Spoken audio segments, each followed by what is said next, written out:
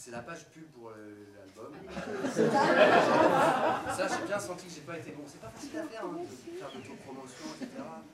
C'est-à-dire que j'aurai la télé, enfin je serai presque à la télé, vous verriez 400 fois par jour, etc. Mais là, de faire soi-même sur scène, je trouve ça un peu naze.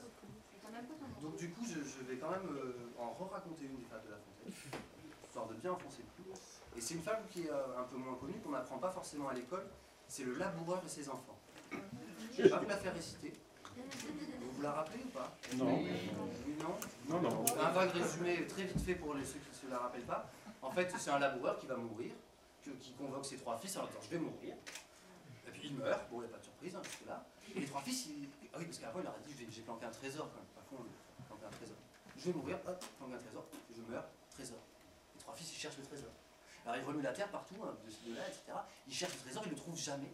Mais à la fin de l'année, comme ils ont bien retourné la terre des champs, etc., ils ont un magnifique champ de blé.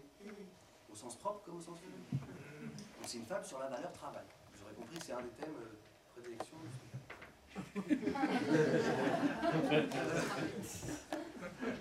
Je passe pour un branleur, il y a ma mère. C'est ma faute en fait. Et un jour, pareil, c'était pas fini, hein, du coup les 3 fils ils auraient pu être contents, mais c'était pas fini. Un jour à la ferme, on a entendu: je voudrais pas être cynique, mais je crois que le travail nous nique. C'est le plus jeune des frères au moment dur de l'hiver. Et alors le cadet, t'as plus envie de bosser? Ah que si, sans nul doute. Mais juste pour gagner ma croûte. Notre entreprise est prospère, tant de taf n'est pas nécessaire. Nous pourrions bosser un peu moins et nous vivrions quand même bien. C'est une parole de feignant. De qui va ramener de l'argent? Mais d'être trop riche, nous n'avons pas besoin. Des légumes, une niche, parfois une poule et du vin. Tout cela peut nous suffire et puis nous vivrions mieux. Peut-être, mais l'avenir. Le sacrifice des aïeux de pouvoir servir à ce que nos enfants soient heureux.